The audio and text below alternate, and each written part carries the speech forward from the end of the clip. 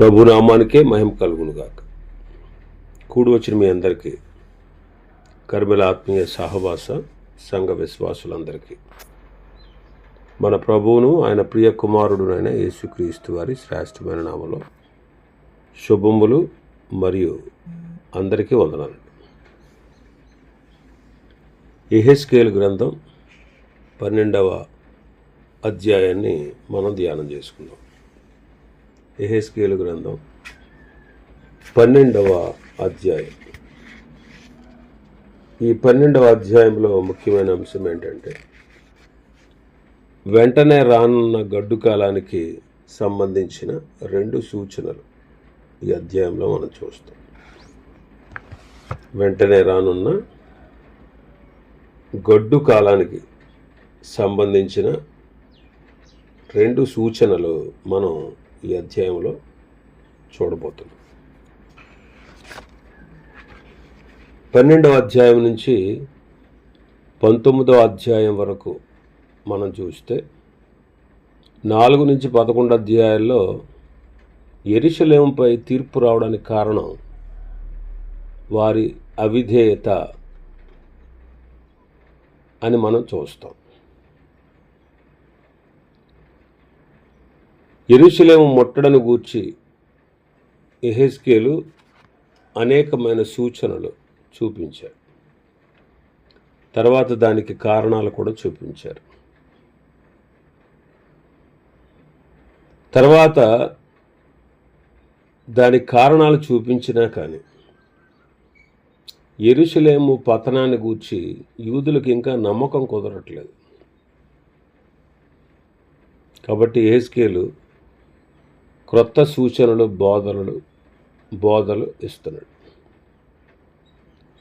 యెరూషలేమును గూర్చి వారికి ఉన్న ఆశ వదులుకోవాలి అని ఆ విషయాలు వారికి తెలియపరుస్తున్నాడు. యెహోవా వాక్కు ప్రత్యక్షమైనట్లు 10-11 అధ్యాయాలు నొక్కి చెప్పాడు.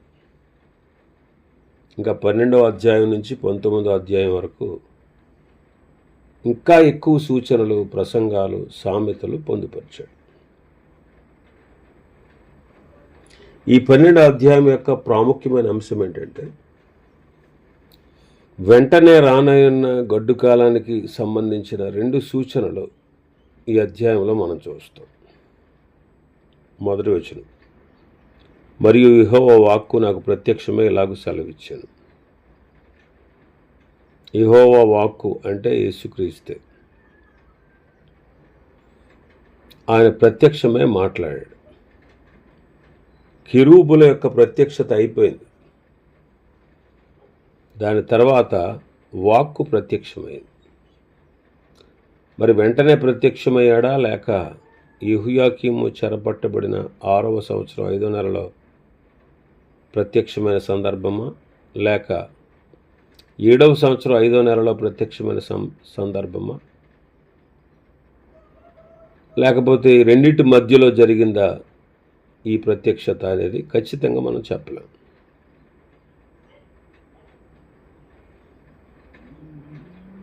యెహోవా వాక్కు ప్రత్యక్షమైంది. యెహెజ్కేలు తిరుగుబాటు చేయువారి మధ్యలో నివసిస్తున్నాడు. తిరుగుబాటు చేసేవారి మధ్యలో నివసిస్తున్నాడు. 2వ వచనం, నరపుత్రుడా, తిరుగుబాటు చేయువారి మధ్య నీవు నివసించుచున్నావు. వారు ద్రోహులయుండి చూచు కన్నులు కలిగి చూడకై ఉన్నారు, విను చెవులు కలిగి వినకై ఉన్నారు. బబులోనులో ఉన్న యూదులు అబద్ధ ప్రవక్తల మాటలు విని, యెరూషలేములో ఉన్న యూదులు సంతోషంగాను సుఖంగాను ఉన్నట్లు భావిస్తున్నారు. ఎవరు? బబులోనులో ఉన్న యూదులు. అక్కడ ఉన్నటువంటి అబద్ధ ప్రవక్తల మాటలు వారు విని, యెరూషలేములో ఉండేటువంటి యూదులు క్షేమంగా, సుఖంగా, సంతోషంగా ఉన్నట్లు భావిస్తున్నారు. అరే అనవసరంగా మనం బబులోను రాజుకు లొంగిపోయామే, బబులోను రాజు చేతికి చిక్కామే, పొరపాటు చేసామంటే అని అనుకుంటున్నా. నిజమైన ప్రవక్తలైనటువంటి ఇర్మియా కానీ యెహెజ్కేలు కానీ వారు చెప్పిన ప్రవచనాలను పెడచెవిన పెట్టారు. కాబట్టి వారు కన్నులుండి చూడలేకపోతున్నారు, చెవులుండి వినలేకపోతున్నారు. ఆ విధంగా వారు ద్రోహులయ్యారు. చూచు కన్నులు కలిగి ఉన్నారు, చూడట్లేదు. విను చెవులు కలిగి ఉన్నారు, వినట్లేదు. కాబట్టి 3వ వచనంలో అంటున్నారు, నరపుత్రుడా, దేశాంతరము పోవానికి తగిన సామగ్రి మూట కట్టుకుని పగటి వేళ వాళ్ళు చూస్తూ ఉండగా నీవు ప్రయాణమై నీవున్న స్థలమును విడిచి వారు చూచుచుండగా మరి ఒక స్థలమునకు పొమ్ము. వారు తిరుగుబాటు చేయువారు, అయినను దీనిని చూచి విచారించుకుందరేమో.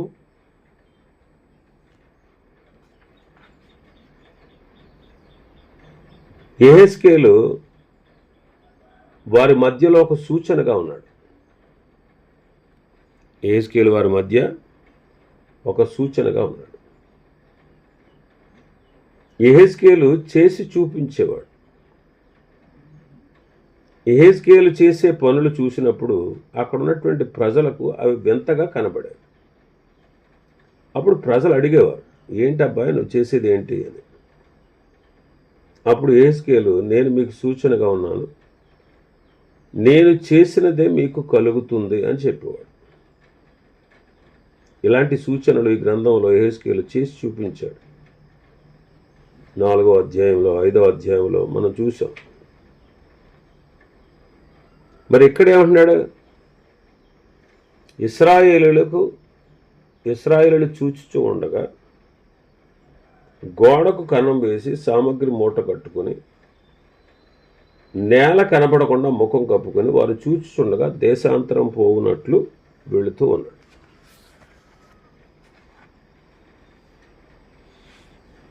అంటే ఈ సందర్భాన్ని మనం ఒకసారి ఆలోచన చేస్తే, సిద్కియా ఆ దేశాన్ని పరిపాలిస్తున్నాడు. అప్పుడు సిద్కియా మిగిలిన యూదులు కూడా ఈ విధంగా బందీలుగా కొనుపోబడతారు అనే దానికి ఇది సూచన అన్నమాట. మరి అబద్ధ ప్రవక్తలు చెప్పేదానికి ఇది వ్యతిరేకం. వాళ్ళేం చెప్తున్నారు అబద్ధ ప్రవక్తలు? యెరూషలేము క్షేమంగానే ఉంటుంది, దానికి నాశనము కలగదు.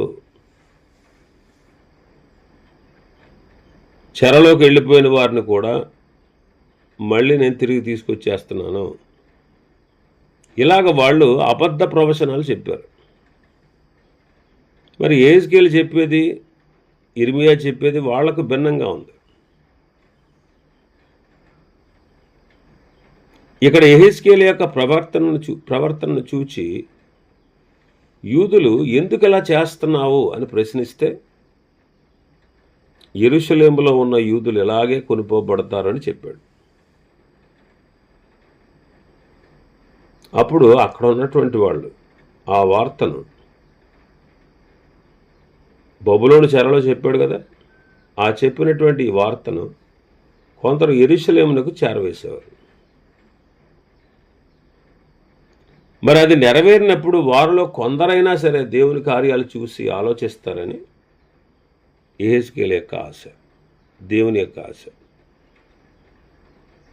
కాబట్టి దీన్ని చూచి విచారించి తెలుసుకుంటారేమో అంటున్నాడు.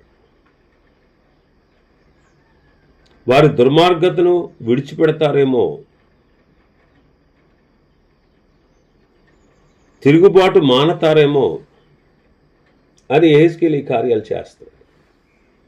యెహెజ్కేలు ఏది చెప్పేవాడో అది చేసి చూపించేవాడు. మన ప్రభువు యేసుక్రీస్తు వారు కూడా అంతే. ఏదైతే చేసేవాడు ఆయన, ఏదైతే చెప్పేవారో అదే చేసి చూపేవారు. కాబట్టి మనం కూడా మన బోధ కంటే ప్రవర్తన ప్రాముఖ్యం. మొదట ప్రవర్తన, తర్వాత బోధించుట. అప్పుడు ఆ బోధకు విలువ ఉంటుంది. వినేవారు కూడా బోధను లక్ష్య పెడతారు. వినేవారు కూడా బోధన ఏం చేస్తారు? లక్ష్య పెడతారు. తిమోతి మొదటి పత్రిక 2వ అధ్యాయం 6వ వచనం నుంచి, క్షమించాలి 4వ అధ్యాయం 11వ వచనం నుంచి, ఈ సంగతులు ఆజ్ఞాపించి బోధించుము. నీ యవ్వనమును బట్టి ఎవ్వడను నిన్ను తృణీకరింపనీయకుము, కానీ మాటలోను, ప్రవర్తనలోను, ప్రేమలోను, విశ్వాసములోను, పవిత్రతలోను విశ్వాసులకు మాదిరిగా ఉండు. నేను వచ్చే వరకు చదువుట యందును, హెచ్చరించుట యందును, బోధించుట యందును జాగ్రత్తగా ఉండు. పెద్దలు హస్తనిక్షేపణం చేయగా ప్రవచన మూలంగా నీకు అనుగ్రహింపబడి నీలో ఉన్న వరమును అలక్ష్యం చేయకు. నీ అభివృద్ధి అందరికీ తేటగా కనబడి నిమిత్తం వీటిని మనస్కరించు. వీటి అందే సాధకము చేసుకును. నిన్ను గూర్చి, నీ బోధన గూర్చి జాగ్రత్త కలిగి ఉండు. వీటిలో నిలకడగా ఉండు. నీవిలాగు చేసి నిన్నును నీ బోధ వినువారిని రక్షించుకొందువు. కాబట్టి ప్రవక్త చేసి చూపించాడు, చెప్పేవాడు ప్రభువైన యేసుక్రీస్తు వారు కూడా అంతే. అలాగే నాడు మనం కూడా అలా చేయాలి. అలా చేసిన నాడు మన యొక్క బోధ ఎదుటి వాళ్ళని ప్రభావితం చేస్తుంది. అనేకుల మార్పుకు అది కారణమవుతుంది. ఇంకా మన భాగంలోకి వస్తే 4వ వచనం నుంచి 6వ వచనం వరకు, దేశాంతరము పోవువాడు తన సామగ్రి తీసుకున్నట్లు వారు చూచుచుండగా నీ సామగ్రిని పగటి యందు బయటకు తీసుకుని వచ్చి వారు చూచుచుండగా అస్తమయమున ప్రయాణమై పరదేశమునకు పోవు అని వలె నీవు బయలుదేరవలను. వారు చూచుచుండగా గోడకు కన్నం వేసి నీ సామగ్రిని తీసుకొని దాని ద్వారా బయలుదేరు. వారు చూచుచుండగా రాత్రి యందు మూట భుజం మీద పెట్టుకొని నేల కనబడకుండా నీ ముఖము కప్పుకొని దాన్ని కొనిపోము. నేను ఇశ్రాయేలులకు నిన్ను సూచనగా నిర్ణయించి తిని. దొంగతనముగా పారిపోతున్నట్లుగా గోడకు కన్నం వేసి వారు చూస్తూ ఉండగా, ఎవరు చూస్తూ ఉండగా? యూదులు చూస్తూ ఉండగా సామగ్రి తీసుకుని మూట భుజం మీద పెట్టుకుని వెళ్ళాలి. ఈ విధంగా ప్రతిరోజు చేయాలి. ఈ విధంగా సిద్కియా పారిపోతాడు అనడానికి ఇది సూచన. అలాగే జరిగింది కూడా. సిద్కియా కూడా అలాగే పారిపోయాడు.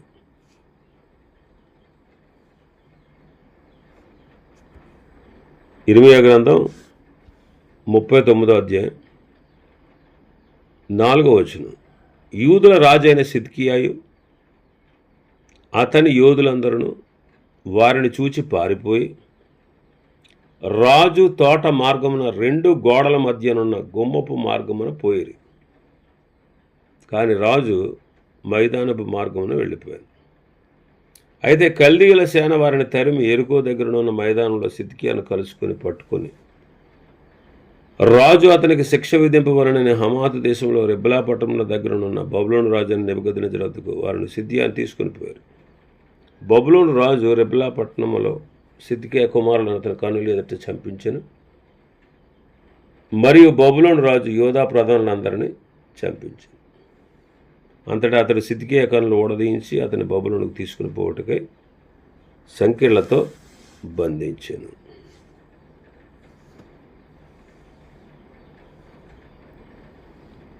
వారు కోపంతోనూ విస్మయంతోనూ మనోచింతతోనూ తమ సామగ్రి పెట్టుకుని చేతి కర్రతో పారిపోయారు. ఇక్కడ ప్రస్తావించబడినటువంటి గోడ యెరూషలేము గోడను సూచిస్తూ ఉంది. గోడకు కన్నం వేయమంటే ఈ గోడ యెరూషలేము గోడను సూచిస్తుంది.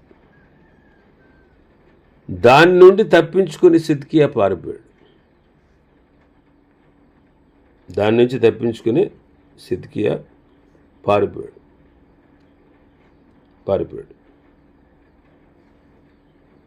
52వ అధ్యాయం ఇర్మియా గ్రంథం 52:7.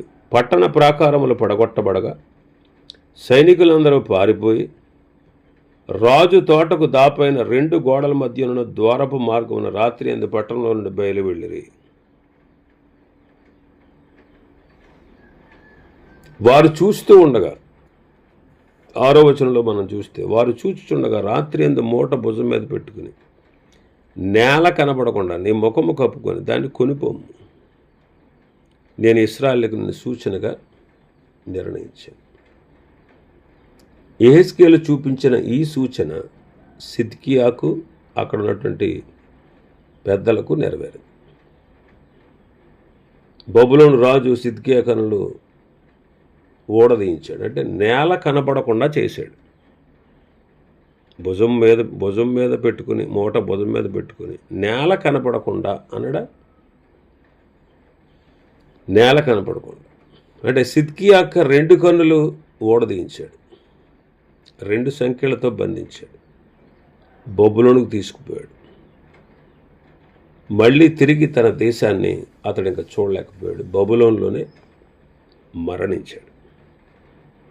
ఇంకా 7వ వచనం నుంచి 11వ వచనం వరకు చూస్తే, ఆయన నాకు ఆజ్ఞాపించినట్లు నేను చేసి తిని, ఎట్లనగా నేను దేశాంతరం పోబడనైనట్టుగా పగటి యందు నా సామగ్రిని బయటకు తెచ్చి అస్తమయమైన నా చేతితో గోడకు కన్నం వేసి వారు చూస్తుండగా సామగ్రి తీసుకుని మూట భుజం మీద పెట్టుకుంటుని ఉదయం యెహోవాకు ప్రత్యక్షమయ్యేలాగా సెలవిచ్చాను.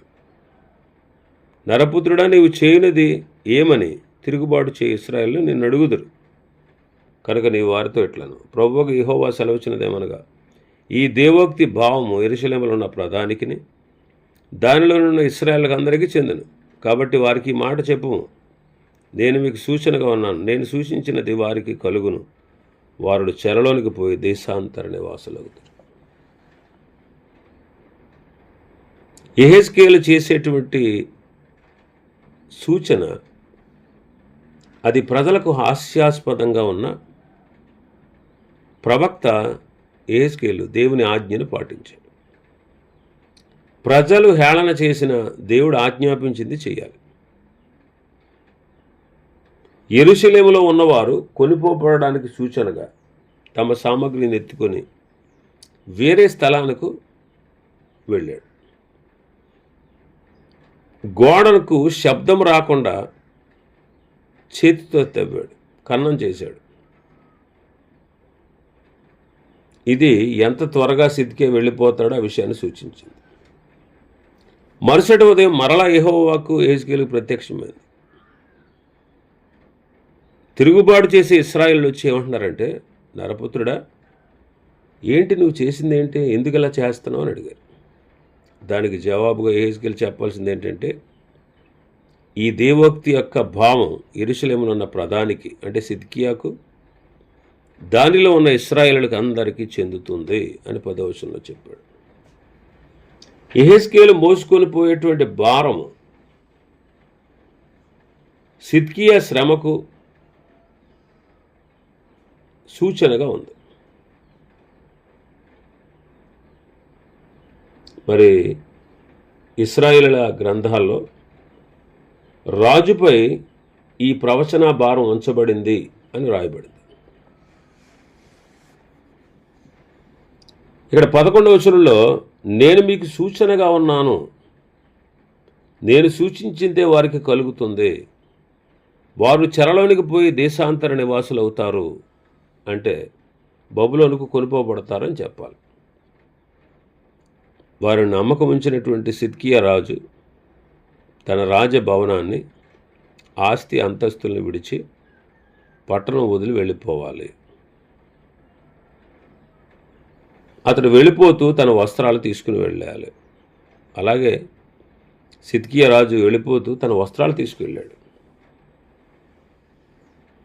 తన సేవకులు 2 గోడల మధ్య కన్నం వేసి రాజును బయటకు నడిపించారు. మరి తను అలా పారిపోతున్నప్పుడు తన ముఖాన్ని ఎవరికైనా చూపించగలడా? తన ముఖాన్ని ఇతరులకు చూపించలేక తల వంచుకొని మొహం కప్పుకొని వెళ్ళాడు.